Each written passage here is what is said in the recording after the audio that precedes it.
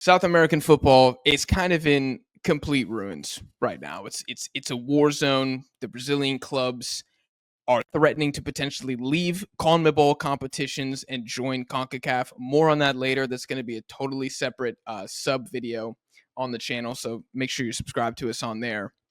You have the president of CONMEBOL, Alejandro Dominguez, comparing Brazilian clubs to the chimp sidekick to Tarzan from the TV show back in the day. And you have a bunch of other presidents and former legends of various CONMEBOL national teams and clubs kind of hitting back at Brazil and kind of pointing the finger and saying, how dare you play the victim card here? We know what you've done, right? I know what you did last summer type ish right now, if y'all are following. So here's the timeline as compressed as I could possibly make it for you guys here at Deadball TV. The first thing that lit the fuse was the racial abuse of the U20 Palmeiras player Luigi in the Sub-20 Libertadores in a game against Cerro Porteño, who is a Paraguayan Primera Division club. The president of Palmeiras, after the game, made a strong threat to lobby Brazilian clubs to leave CONMEBOL competition and participate in their CONCACAF edition, their CONCACAF counterpart.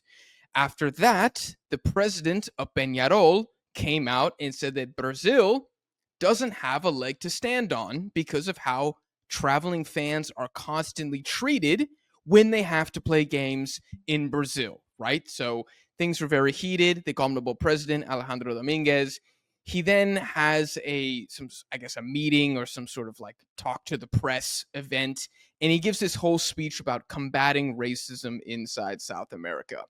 30 seconds later, he is then asked by a reporter if he could imagine the Libertadores without Brazilian clubs. And his response is, the Copa Libertadores without Brazil would be like Tarzan without Cheetah. Impossible. The president of Palmeiras, who was mentioned earlier, then responds again. Her name is Leila Pereira. She said that the statement was so ridiculous that she thought it was AI generated, and she took it as a clear provocation in response to her threat that Brazil could leave CONMEBOL. And all of this has happened in like the last 7 days. So, Connor, where do we even start with the response to this? I mean, what was the first thing that went through your head when you saw this going down? The first thing that went through my head is that the only country that seems to be vocalizing this sort of stuff, right? Whistleblowing, if you will, is Brazil. Racism. Yes. Racism specifically. Okay. Racism specifically feels like Brazil. Now, I do not doubt in any way, shape, or form that this sort of abuse is happening to other traditionally darker skinned countries in CONMEBOL. There's not a shadow of a doubt in my mind that it's happening over there, right? But the fact that it keeps happening and we keep hearing about it in regards to Brazil tells me that there's got to be a cultural shift, or it's happening much more at a significantly higher clip to Brazil. Now, does that surprise me in any way, shape, or form? No, not at all.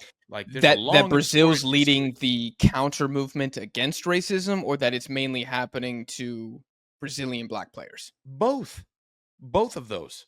Neither of those shock me. I would say that, especially Rio, it's a more cosmopolitan location. I'm pretty sure that they have a lot more interaction with Central and North American ideals in regards to social justice. And frankly, they're so damn good at football that the rest of CONMEBOL probably has nothing to say to them outside of racist remarks. So if this is happening or not there, I would not be shocked if it is. I don't know why we're not hearing about it from the other countries. Does nobody care about that? Is a lot of the media focused on Brazil because it sells more? Why are we not hearing about it from the other countries? I don't know. But if you were to tell me that Brazil is the only country on the receiving end of these remarks, I would say absolutely not. I don't buy that for a second. Impossible. Impossible. Impossible. Impossible. Yeah. Do you think that's because of Vinicius? Do you think him being Brazilian has drawn more attention to racism towards Brazilian people specifically? And he's kind of like adopted this, okay, I'm going to be the face of the movement, right? He's trying to be the guy who's like, all right, I'm leading the cavalry to eliminate racial prejudice uh not just in South America, in football. You could even say the world, right? Because of football's influence on the culture in all parts of the globe. Do you think that's why we hear about it more with Brazilian players?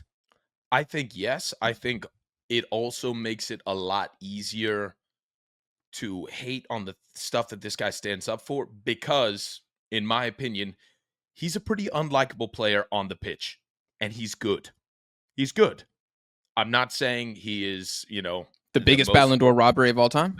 Yeah, I'm not saying he's the biggest Ballon d'Or robbery of all The time. front runner for the next edition of the Ballon d'Or? Absolutely not. That being said, he's a Clear damn of good Neymar with his footballer. legacy with the Brazilian national team? You're gonna get me mad. You're gonna get me mad. You're gonna upset me. Okay. Um. Now, all of this being said, it is a lot easier, and I'm not validating people using these sort of remarks, but Of I am course. explaining it here, right? So, does it shock me that this is happening? Not at all, right? And I 100% believe that it's happening and it's wrong and it's disgusting and it's filthy. And frankly, dude, if the Brazilian clubs want to go to CONCACAF and take their talents there, do it. You'll stomp and you'll dominate CONCACAF. And frankly, it might be the best thing to happen to CONCACAF ever. That being said, they don't want to do that.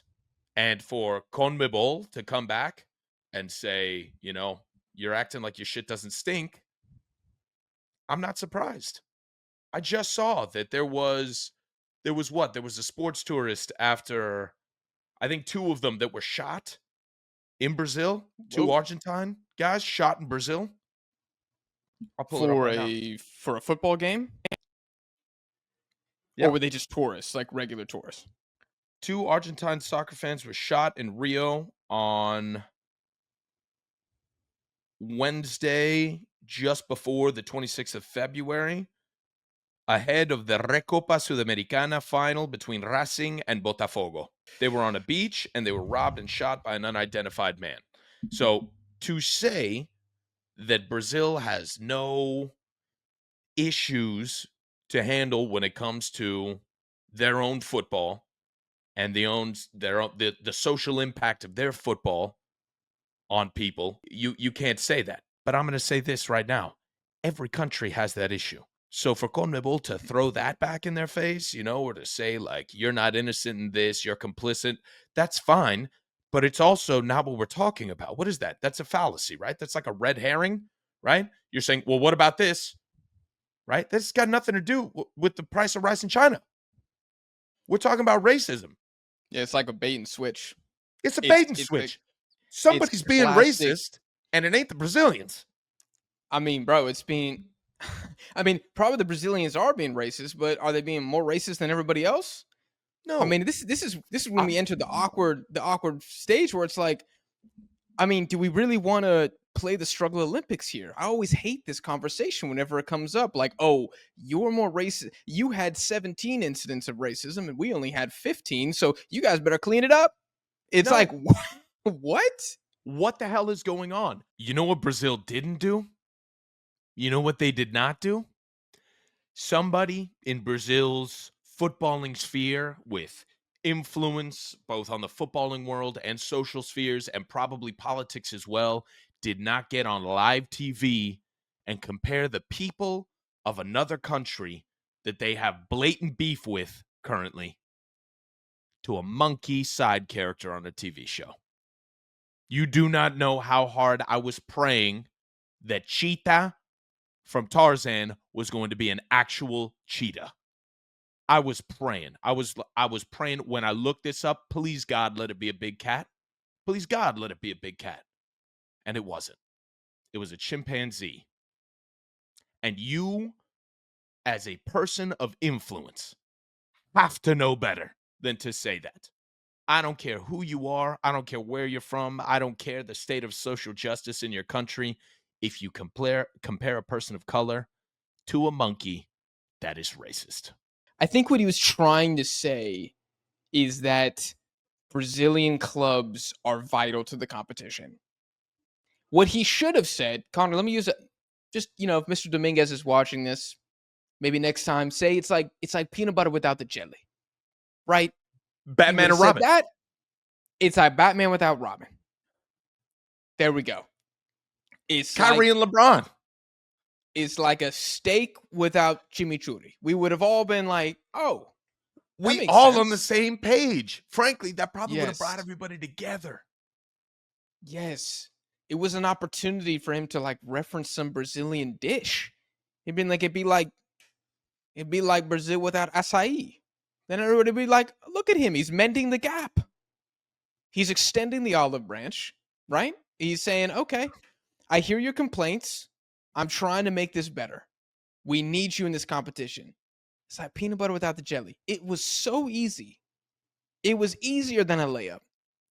And he could not have picked a worse metaphor if the KKK picked it for him, bro. Could not have picked a worse one. Straight I'm up. being Straight up. so serious, dude. The Grand Wizard, it sounds like he wrote that shit. Literally. I don't think he could have. Genuinely, I don't think he could have. They're probably taking notes right now. Dude, they probably did a toast to the president of CONMEBOL this evening.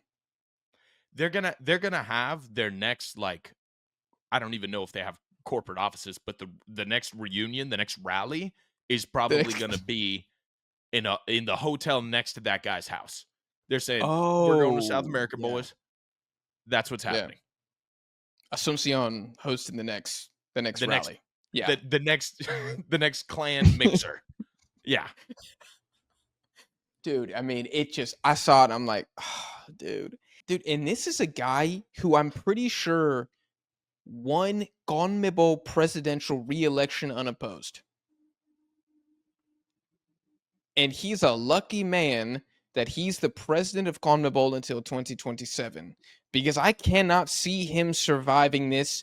Would he have to face re-election? I don't know if impeachment is a thing in the CONMEBOL presidency. He could be facing that for comments such as these.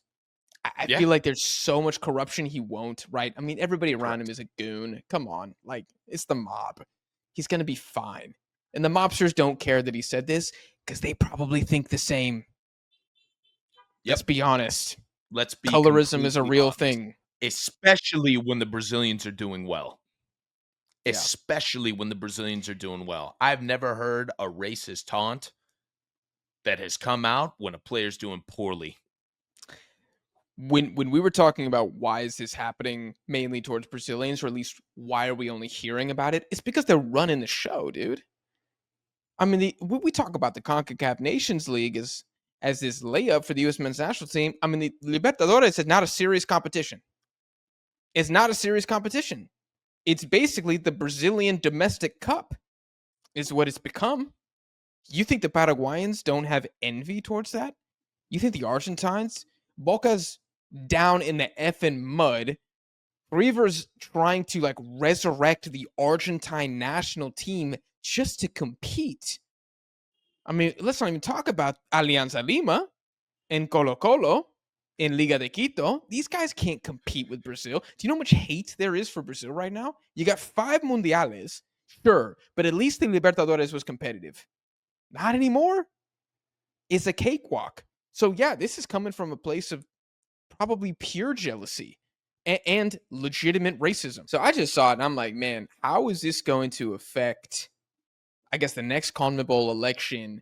How is this going to affect future fixtures between all these clubs in the Sudamericana, in the Libertadores, and in World Cup qualifying? We're picking a terrible time for something like this to go down when everybody and their traveling fans are going all across the continent. And we've kind of fanned the flame of tribalism and racism more than I have seen in a while inside South American football. And I don't see how this ends well. Now, Dominguez, he published an apology on his Twitter. I'm gonna say this right now. I'm done with the text apologies, dude. I'm done with the text apologies. You want to do an apology? You broadcast it, you do it live. I need to see you sweat. I want to look into your eyes. Yeah. If I can look into your eyes, I can say, okay, Yep. this man didn't mean it. Oh, it was an accident. Or, oh, this dude's lying. Oh, he doesn't. Oh, he meant that. Got to do it live. I'm done with the text, the PR agency written apologies. I'm so done with it. Not having that. If you're man enough to be president of CONMEBOL and to have that responsibility, and Or you're man corrupt enough enough. to make a joke or corrupt enough, if If you're you can getting be paid, bought. if you can be bought, and you got the We're like stones, describing a man of anti-integrity. We're like, if you have integrity and you're yeah, CONMEBOL president, those two things cannot exist at the same they time. don't. Yeah. Yeah, So I what guess did it? you know what that leads to the ultimate point of of course he's not going to do that. Of course it's not going to happen. And guess what? None of this is going to get fixed. Now, if you're Brazil and you really can do that, and I don't know what legal precedent that sets or what that looks like, if the Brazilian clubs can leave but the national team can stay, I have no idea. Or if the entire nation of Brazil moves to CONCACAF and wins what I'm gonna have to say is going to be 30 Gold Cups in a row. I mean, Can I table that? Because I want us to have a full-on discussion on that in a second. Just to close the loop on the political turmoil that's been in South America recently. I'm trying to think if there's anything else that we should touch on. I feel like the way forward, maybe that's how we can conclude this segment. I like what Brazil is trying to do at the club level to try to create some sort of entity that can police this issue of fan racism, because it is a serious problem. But everything else, man, it's like, to get rid of it, you have to basically fix everything from the ground up. And now I'm trying to be careful with my words here, but it is like embedded in the rivalries almost, and it's embedded in, like, I don't know, just like human ignorance. How do you get rid of that, right? Like, and on the flip side, nobody wants to be the one to try to fix it, because that's really hard. What's easier to do is what the Peñarol president did and say, well, Brazil, you locked up our fans for 4 months. I think Peñarol was visiting, it was probably a Sudamericana game, something like that. And they're saying, well, you locked up our fans for 4 months. Like, you beat the shit out of us whenever we have away games. I'm like the Argentine fans who I think were attacked last time there was a game against Brazil. And it's like, okay, first off, I'm pretty sure some of those Peñarol guys were literally armed. So to say they were just, tourists with their kids they just wanted to see the stadium. Come on, bro. They were Barra Brava ultras, okay? And we know what that means in parts of South America. It's just now where do we start, right? What do we tackle first, Connor? Racism, gun violence, uh, drug selling inside the socio groups in clubs in South America. What do we do? Do we fix poverty? Like, where the hell do we even begin in repairing this long chain of things that need to be fixed? I don't know. But at least Brazil seem like they're doing something about it, and for that I commend them. They're just not going to be able to do it on their own. That's the thing. If only Brazil cares this much, ain't nothing going to change. yeah. Nothing will change. It's got to be everybody. It's got to be like stadium bans for this type of stuff. You got to do something about the barras. You got to re-educate. I mean, these are not easy things to fix. No, I mean, But dude, you can look at it with Mexico. What they're doing with their famous chant over there, they're not having an easy time of it. They are not having an easy time of it. I would argue it's had no effect. Yeah, arguably, it might have made it worse. Yes, it has called more attention to it. It's like emboldened the fans.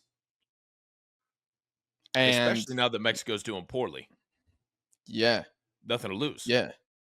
It becomes the most entertaining part of the game. And that's the thing when people say like, "Oh, it's football." I love how with football we go back and forth where it's like, "It's just a game. I don't know why people care." And then that same ex-player 3 days later would be like, "Football's not just a game. Football's life." You're right, it is life. That's why this stuff is so intense. That's why it's so passionate. That's why people stab other people because of the game, because it ain't just a game. It's tribalism. It's modern day imperialism, literally. It's I have more trophies than you. I'm better than you. You are acquiring wealth. This is Age of Empires, right? At the end of the game, there's one winner. I might have an alliance with you. We might have a trade agreement. But if the Pope comes to me and says, "Hey, bro, I need you to take Angers," I got to take Angers, bro. I'm sorry. Like, right? It's a finite game. There's only one Libertadores every year. Guess what? I'm coming for that shit. I want that trophy. And when you have so many people who care so much about this, and this is the biggest deal in their entire lives, this is what they live for, literally, things get ugly, man. And it's like, again, how do you police this? I mean, God bless anybody who's gonna try to mend this situation because it's gonna take a lot.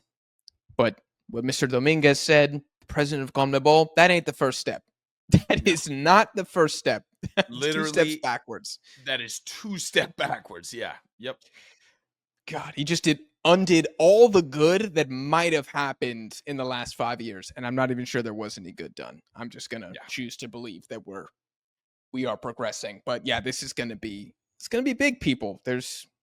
If it was easy, we would have done it already. I'll just put it like that.